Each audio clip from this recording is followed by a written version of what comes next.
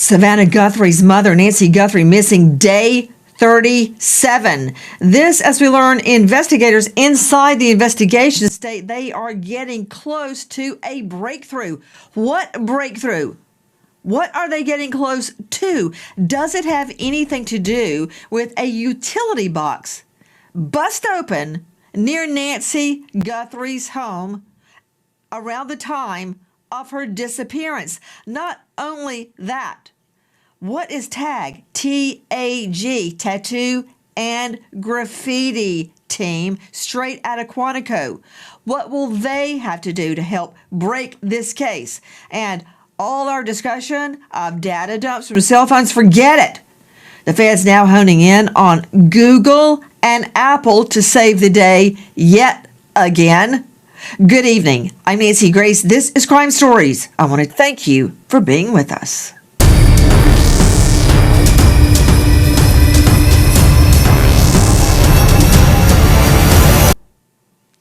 Tonight, a vandalized, cracked wide open utility box is taking center stage. Straight out to Dave Mack, Crime Stories investigative reporter. Dave, why?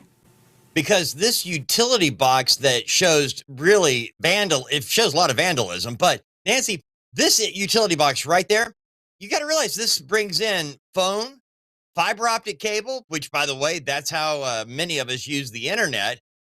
This box is being tied to possibly an internet outage that was happening in the neighborhood at the time we believe Nancy Guthrie was kidnapped. This utility box is just around the corner from her home, next to the neighbor that the neighbor's home that sees into Nancy Guthrie's backyard. Nancy, we've got a lot going on with this box and the possibility that internet connectivity was blacked out for a brief period of time the night Nancy Guthrie disappeared. The video we're showing you right now is from our friends at WCNC, this utility box near Nancy Guthrie's home. Okay, straight out to our guest, an all-star panel, James Bass joining us. James is a digital forensic analyst, expert witness with Evidence Solutions, Inc., there in Tucson. James Bass, thank you for being with us. What do you make of it? Let's take a look at this video again. A utility box pried open and vandalized at the time Nancy Guthrie goes missing. What would this have to do with the blackout experienced by, we know, two neighbors of Nancy Guthrie's? By the way, this video from our friends at WCNC. What about it, James? Well, not affected. Looking at the utility box, the way it's set up and the wires that are in it, they appear that they are likely phone wires, your telephone infrastructure. That would not affect your Wi-Fi. I would assume this. Put him up, please. The utility box. James, granted, you're the digital expert. How can you look at this tangle of wires and tell me, oh, it's nothing but phone wires? I mean, to me, I don't understand how you know that by looking at that it's just phone wires. I mean, doesn't a lot of fiber optics include phone, your cable, your Wi-Fi connection? And again, thanks to WCNC for this, but what do you mean they're just phone wires? I didn't think there even were just phone wires anymore. Well, the wires are still there and the infrastructure is still there. It is still today. Your fiber optic is just is a fiber optic cable. Phones would have 3 or 4 pairs that are connected in that junction box. It looks like spaghetti. If you were to have something that interrupted the service, if it were severed at the box, then it would require a work order to be fixed. It would have been an outage that was permanent. It would not have been intermittent. If that were the intent, then you would have to come back and fix it. It would not come back on its own. Wait a second. Before we get into this, I want to ask you something. If you're watching right now, comment below and tell me where you're watching from. I always find it amazing how people from all over the world come together to follow these stories. And if you want updates as this investigation develops, Make sure you subscribe so you don't miss the next part. Now let's talk about the detail that has suddenly captured everyone's attention. For more than a month, the search for 84-year-old Nancy Guthrie has left investigators, neighbors, and the wider public with more questions than answers. What began as a missing person case quickly turned into a situation that people across the country began closely following, hoping that some clue, no matter how small, might finally lead to answers. Days turned into weeks. Search teams combed through nearby areas. Volunteers joined efforts to look through surrounding neighborhoods, wooded sections, and locations close to Nancy Guthrie's home, examining the surroundings more carefully. One specific object started drawing attention: a damaged utility box located not far from the property. At first, it may have seemed insignificant. Utility box. Had this been overlooked during the early stages of the investigation? Had it been there the entire time, or had the damage occurred sometime after Nancy Guthrie was last seen? When legal analyst Nancy Grace discussed the discovery with a panel of experts, the conversation quickly focused on the possibility that the surrounding area might contain overlooked evidence. The panel began discussing whether anything near the damaged utility box could help investigators better understand what happened in the hours or days after Nancy Guthrie was last seen. Then another possibility entered the discussion. Experts began talking about the role identification clues could play in a case like this, including whether distinctive physical markers, such as tattoos, could help confirm identities if investigators discovered items connected to the case. That conversation immediately sparked new interest among those following the investigation. Because if the area near the utility box held something investigators hadn't fully examined before, it could represent a turning point in the continue looking into this discovery. Make sure you subscribe, because in the next part, we're going to look closer at why experts believe the location of that utility box might matter more than people initially realized. So in part 1, we talked about the discovery that suddenly caught investigators' attention during the search for 84-year-old Nancy Guthrie, a damaged utility box located not far from her home that experts now believe may have been overlooked earlier in the investigation. Now the question everyone is asking is simple. Why would a broken utility box matter in a missing person case? When investigators returned to the area around Nancy Guthrie's home, they didn't just look at the box itself. They began studying the entire immediate environment around it: the ground, the positioning of nearby objects, and even how visible the location was from the street. According to analysts discussing the situation, one of the most important aspects of any investigation is something called pattern disruption. In simple terms, investigators try to identify anything in an area that doesn't look the way it normally should. And this utility box appeared to fall into that category. Experts reviewing photos noticed that the damage to the box didn't immediately resemble normal wear and tear. That raised the possibility that it may have been opened, struck, or tampered with at some point. What investigators now want to understand is when that damage happened. Was it there long before Nancy Guthrie disappeared? Or did it appear sometime during the critical period investigators are focused on? That timing could matter, because if the damage occurred around the same time Nancy Guthrie went missing, the location could potentially become an important point in the investigation. Not because the box itself proves anything, but because it might suggest that someone interacted with the area. Another reason experts are examining the site closely is its position relative to Nancy Guthrie's home. When investigators map out a missing person case, they often create zones, areas that represent the most likely paths someone may have taken or locations where activity might have occurred. And this utility box sits within one of those zones.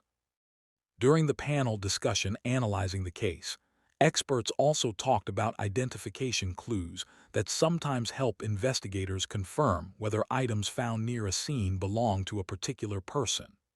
One example mentioned was tattoo analysis, which can sometimes help identify individuals or confirm connections if personal items or remains are discovered during a search.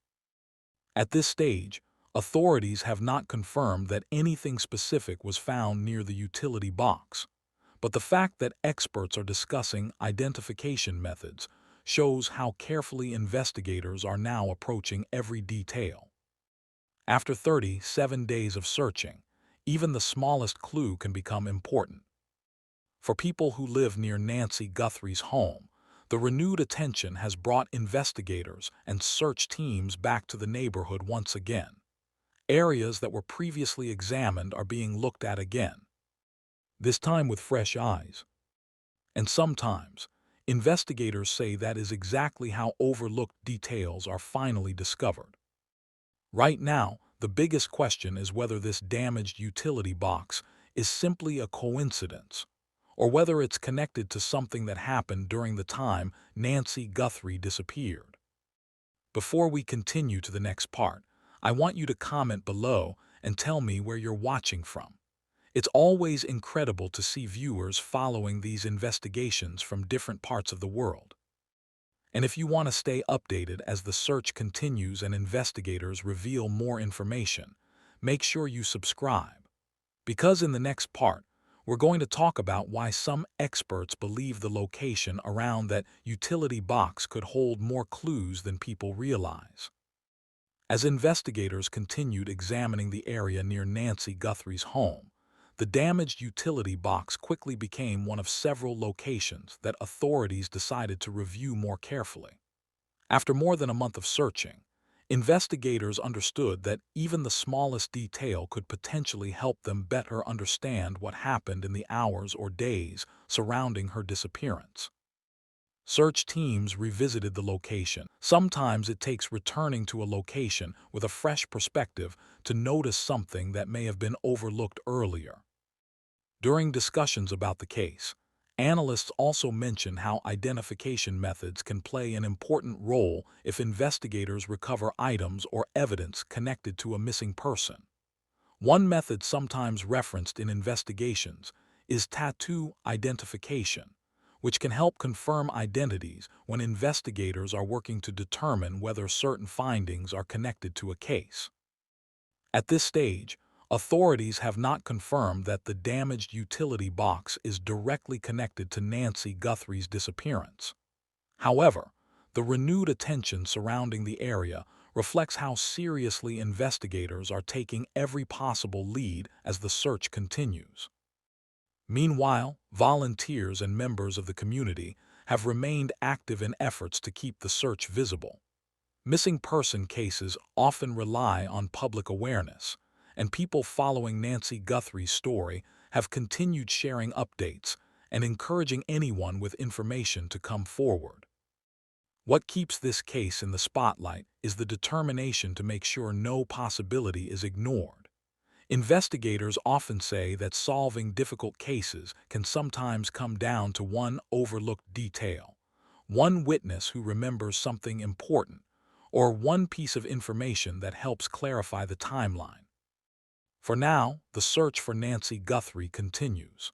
Authorities are reviewing information, examining locations connected to the investigation, and encouraging the public to remain alert for anything that might help. Until answers are found, the focus remains on carefully following every lead and ensuring that every anyone in the they're conducting the burglary. As you just mentioned with these athletes, their schedules are widely available online, so hypothetically they'd know exactly when they're traveling. If the same thing were done here, and it's done all across the country, these crews do have quite an extensive surveillance operation. Monitoring the house, even using disguises at times to check if anyone's in the home. Disguising as Put delivery Fitzgibbons up. man. I don't recall any of the Chilean nationals trying to put leaves and flowers over the door cam. or taking a No, person exactly. from the home, much less a LOL, a little old lady that can't walk past 50 yards. They go in, they take expensive stuff, and they hightail it. And they use jammers. That's true. They do use jammers. Very, very tenuous connection, if any connection at all. I'll add something onto what you just said. These Chilean national burglars, we actually have video of them encountering surveillance cameras. Very good standard operating procedure to deal with them. They're using tape or spray paint almost immediately. So, this indicates that this is not an organized effort, an organized burglary gang doing this. Well, also in those cases, universally, items were stolen. In this case, Dave Mack, do we know of anything taken out of Nancy Guthrie's home? And someone online pointed out to me that she typically wore beautiful jewelry and was wondering if pawn shops had been contacted regarding the pawn or the attempted pawn of her jewelry. I think their eyes were on a bigger price, such as $6 million of ransom. But if you look at the videos, and specifically that Today Show video when Savannah made a trip home and they were eating at a Mexican restaurant, she's wearing a beautiful pendant.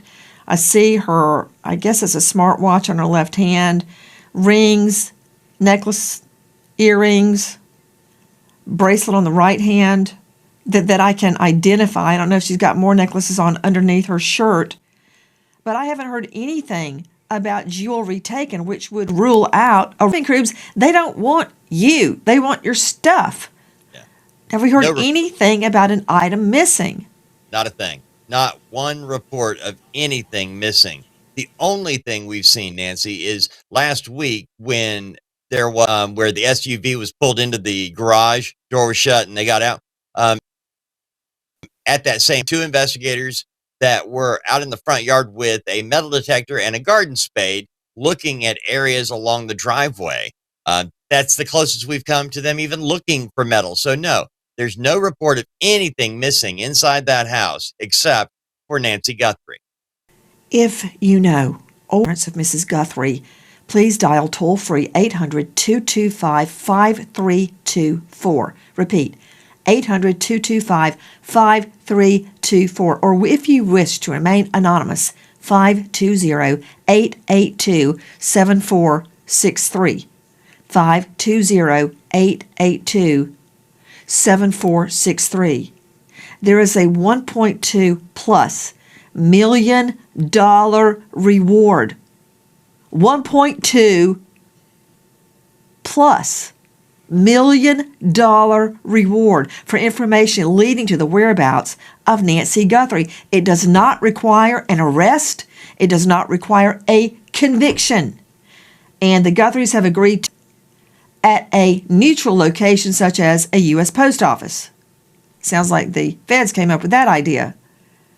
That said, $1.2 plus $1 million on the table. Thank you to all of our guests joining us tonight, but especially to you for being with us tonight and continuing the search for this beloved grandmother and mother, Nancy Guthrie. Nancy Gray signing off for tonight, but I'll see you tomorrow night. And until then, good night, friend.